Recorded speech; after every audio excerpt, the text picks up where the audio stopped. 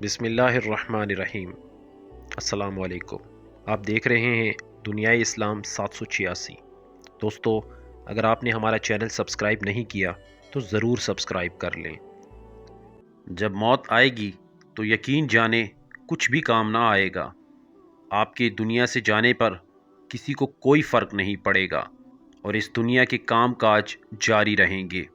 آپ کی ذمہ داریاں کوئی اور لے لے گا۔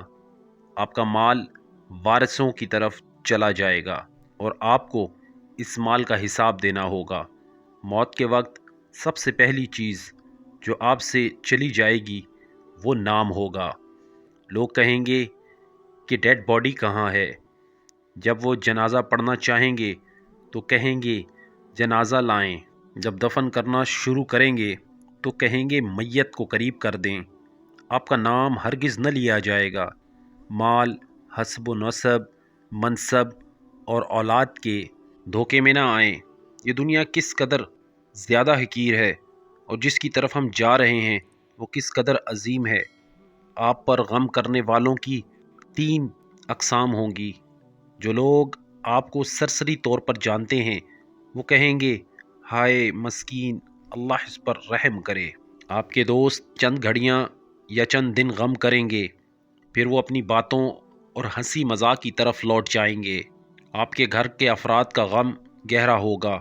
وہ کچھ ہفتے، کچھ مہینے یا 1 سال تک غم کریں گے اور اس کے بعد وہ آپ کو یادداشتوں کی ٹوکری میں ڈال دیں گے۔ لوگوں کے درمیان آپ کی کہانی کا اختتام ہو جائے گا اور آپ کی حقیقی کہانی شروع ہو جائے گی۔ وہ آخرت ہے۔ آپ سے زائل ہو جائے گا آپ کا حسن، مال، صحت، اولاد۔ آپ اپنے مکانوں اور محلات سے دور ہو جائیں گے۔ شوہر بیوی سے اور بیوی شوہر سے جدا ہو جائے گی۔ آپ کے ساتھ صرف آپ کا عمل باقی رہ جائے گا۔ یہاں یہ سوال پیدا ہوتا ہے کہ آپ نے اپنی قبر اور آخرت کے لیے ابھی سے کیا تیاری کی ہے؟ یہ وہ حقیقت ہے جو غور و فکر کی محتاج ہے، اس لیے آپ اس کی طرف توجہ کریں۔ فرائض، نوافل، پوشیدہ صدقہ، نیک اعمال، تہجد کی نماز اور اچھے اخلاق کی طرف شاید کہ نجات ہو جائے۔ مرنے والے کو اگر اس دنیا میں واپس لوٹایا جائے تو وہ صدقہ کرنے کو ترجیح دے گا، جیسا کہ اللہ کا فرمان ہے، اے میرے رب، تو نے مجھے قریب مدت تک مہلت کیوں نہ دی کہ میں صدقہ کرتا؟ وہ یہ نہیں کہے گا کہ میں نماز ادا کر لوں، روزہ رکھ لوں یا حج اور عمرہ کر لوں۔ علماء کہتے ہیں کہ میت صرف صدقے کا ذکر اس لیے کرتی ہے کیونکہ وہ اپنی موت کے بعد اس کے عظیم اثرات دیکھتی ہے۔